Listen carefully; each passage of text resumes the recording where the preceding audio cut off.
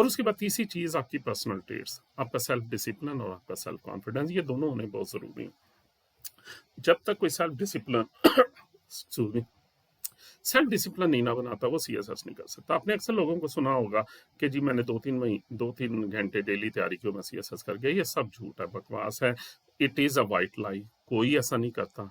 हो सकता है वो पिछले 16 साल से तैयारी कर रहा हो या कर रही हो, ऐसा नहीं होता। आपको 6 महीने के लिए हर सूरत में अपना सेल्फ डिसिप्लिन बनाना होता है। 6 to 8 आवर्स की स्लीप के अलावा आपको सारे का सारा टाइम उसके ऊपर डिवोट करना पड़ता है। जैसे कि मैं नेक्स्ट स्लाइड में आपको दिखाता हूँ, जो स्ट्रैटेजी है, वेल डिफाइंड स्ट्रैटेजी, उसका ही हिस्सा ये प्री प्रेपरेशन फेज में मुख्तलिफ स्टेप्स हैं।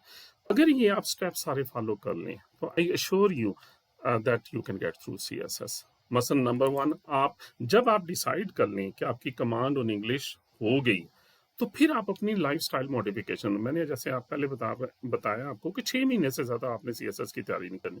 ये ऐसा एग्जाम है कि इसकी तैयारी 2-3 साल में आप नहीं कर सकते, आप फेडअप हो जाते हैं।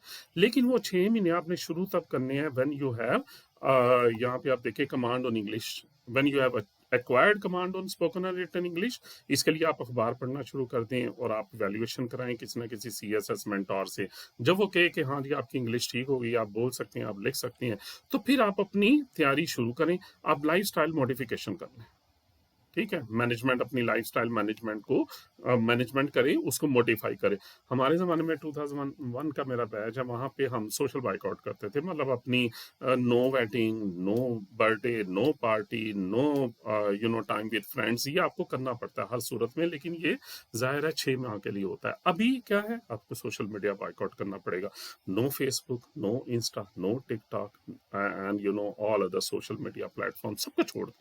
6 महीने के लिए आप सिर्फ फोकस करें अपनी तैयारी को। आप हर सूरत में गाइडेंस लें सी असेसमेंट, और से एकेडमी जाएं या ना जाएं, उसका कोई एकेडमी सिर्फ आपको गाइड करती है, वो आपको पढ़ाती नहीं है, क्योंकि आपने खुद पढ़ना है। तो आपने सी असेसमेंट और से गाइडेंस लें, अपना सिलेबस मुकम्मल करें, और सबसे बढ़कर subject selection, it is a matter of life and death for you. यही सब, ये भी एक बहुत बड़ी वजह है फेलियर की, कि आप किसी से सुना, जो उसने रखे थे वो सब्जेक्ट रख लिए, पसंद आया रख लिए, यहाँ लगा बहुत इजी है रख लिए, पिछले साल बहुत अच्छा पेपर आया था वो, ऐसे नहीं करना। इसकी एक टेक्निक है, and most of this video will be focused on this subject selection. मैं आपको बताता हूँ वो किस तरीके से करते हैं। तो subject selection is the most critical part of qualification in CSS.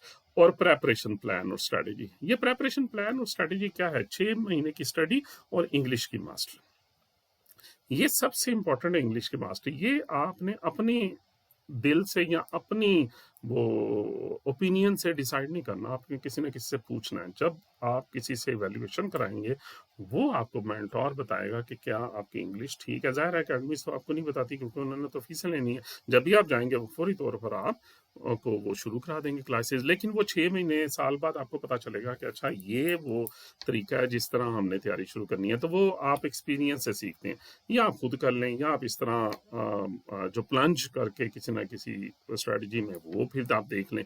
लेकिन आपको एक प्रेपरेशन प्लान बनाना पड़ेगा। वो प्लान यही है कि सबसे पहले you start reading newspaper and start acquiring mastery on spoken and written English. एक ग्रुप बनाएं, 2-3 का, डिस्कस भी करें, लिखें भी, इवेल्युएशन करवाएं। और जब आपको पता चल जाए कि आप मेच्योर राइटिंग लिखना शुरू हो गए हैं, तो उसके बाद आप तैयारी शुरू करें, जो कि 6 महीने से ज़्यादा मोर और लेस वो चलेगी।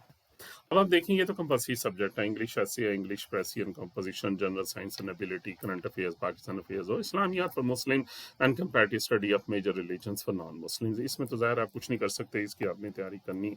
ये सबसे ज़्यादा क्रिटिकल पोर्शन अब यहाँ पे आ जाता है कि सब्जेक्ट सिलेक्शन ऑप्शनल सब्जेक्ट्स की किस तरीके से करनी है। 55 सब्जेक्ट्स हैं, 7 ग्रुप्स हैं। जब हमने दिया था 2001 का बैच है, उस वक्त तो कोई ऐसी ग्रुपिंग नहीं थी, हम कोई भी सब्जेक्ट ले सकते थे। लेकिन अब ऐसा नहीं है, वहाँ पे बहुत आसान था। साइंस के स्टूडेंट साइंस के सब्जेक्ट ले लेते थे, और जो हिस्ट्री के स्टूडेंट्स हिस्ट्री के सब्जेक्ट ले लेते थे। लेकिन अब आपको ग्रुपिंग के अंदर से ऐसे सब्जेक्ट भी चूज करने पड़ते हैं जो आपने ज़िंदगी में कभी नहीं पढ़े। तो आपने किस तरह सिलेक्शन करनी है? 7 ग्रुप्स हैं, इसमें 2 ग्रुप्स पहले जो हैं उसमें सब्जेक्ट्स 11 सब्जेक्ट हैं, 2-200 नंबर के हैं, जबकि 5 ग्रुप्स में तमाम सब्जेक्ट 100-100 नंबर के हैं। अब हमने जब सब्जेक्ट सिलेक्शन करनी है, तो आपने सबसे पहले देखना है उसकी नेचर क्या, वो क्वालिटेटिव है, क्वांटिटेटिव है, प्रैक्टिकल है, थ्योरेटिकल है, उसमें डेट्स मेंशन हुई हैं जो आपने याद करनी है, या आपने कोई उसके अंदर कोटेशन देनी है इस्लाम की, या शेर लिखने हैं, ये किस तरह की नेचर है। फिर आपकी बैकग्राउंड और आपका एप्टीट्यूड क्या है, आपका शौक क्या है, आपका पर्सनल इंटरेस्ट क्या है। और एक बहुत इंपॉर्टेंट बात यह है कि सब्जेक्ट आपस में ओवरलैप किस तरह करते हैं। जैसे पॉलिटिकल साइंस है और फिलॉसफी है, ये ओवरलैप करते हैं। मैं आपको बताऊंगा किस तरह आईआर जो कॉन्स्टिट्यूशन लॉ, ये ओवरलैप करते हैं, ओवरलैपिंग देखते हैं। जब आप ये चीजें कर लेते हैं, आप कुछ ना कुछ सिलेक्शन कर लेते हैं, तो फिर आप लाजमी उनके पास पेपर देखें। और आप 1 मिनट, पुरानी स्लाइड के ऊपर वापस जाते हैं। आप लाजमी उसके पास पेपर देखें और देखें कि उसके सब्जेक्ट की, फर्स्ट एग्जाम्पल आप क्रिमिनोलॉजी अक्सर लोगों ने नहीं पढ़ी हुई, फिलासफी नहीं पढ़ी, एंथ्रोपोलॉजी नहीं पढ़ी, तो बाद सब्जेक्ट बड़े आसान होते हैं, आपको लगता है मुश्किल है, एंथ्रोपोलॉजी जैसे आजकल बड़ा कॉमन सब्जेक्ट है, तो आप उसके पास पेपर देखें और फिर आप देखें कि उसके क्वेश्चन किस तरह, क्या मैं वो कर सकता हूँ, तो आपको फिर उससे भी काफ़ी ज़्यादा नॉलेज मिलेगा। और लास्टली आपने स्कोरिंग ट्रेंड्स देखना, जो 50 से कम हिस्टोरिकली उसमें मार्क्स आ रहे हैं, तो उसका मतलब लो स्कोरिंग ट्रेंड का सब्जेक्ट है। अगर 65 से ज़्यादा आ रहे हैं तो हाई स्कोरिंग ट्रेंड का है, जैसे एंथ्रोपोलॉजी है, सोशियोलॉजी है, पॉलिटिकल साइंस है। तो आपने कोशिश यही करनी है कि ऐसा सब्जेक्ट जो आपकी एप्टीट्यूड के मुताबिक भी हो, इंटरेस्ट भी हो, ओवरलैपिंग भी कर रहा हो, आपके क्वेश्चन की नेचर भी मिलती जुलती हो, और उसका स्कोरिंग ट्रेंड अगर हाई नहीं है तो एटलीस्ट गुड स्कोरिंग ट्रेंड ज़रूर हो।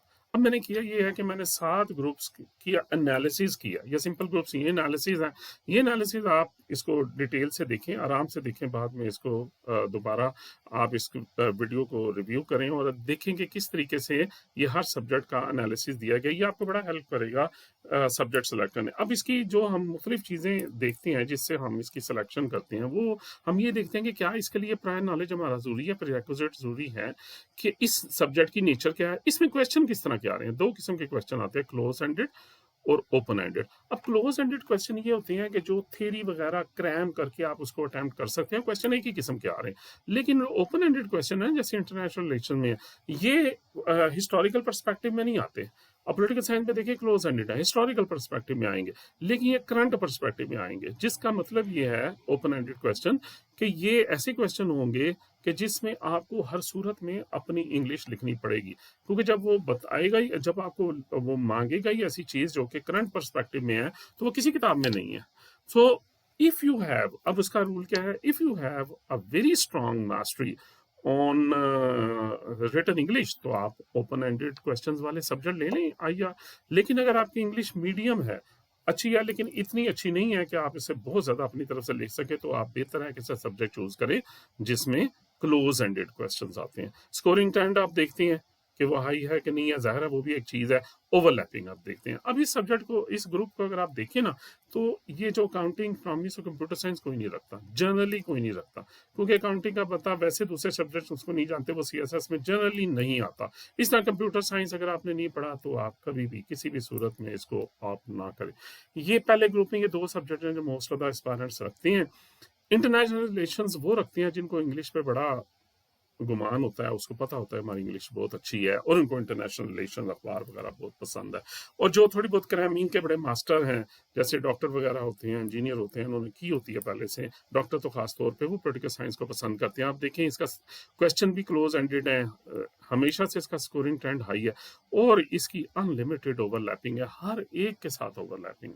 तो ये मेरा जो फेवरेट सब्जेक्ट है पॉलिटिकल साइंस है, अगर आप मुझे पूछें, लेकिन दोनों में से कोई भी आप कर सकते हैं। ग्रुप 2 सारे साइंस सब्जेक्ट है, physics, chemistry, applied math, pure math, stat और जूलॉजी।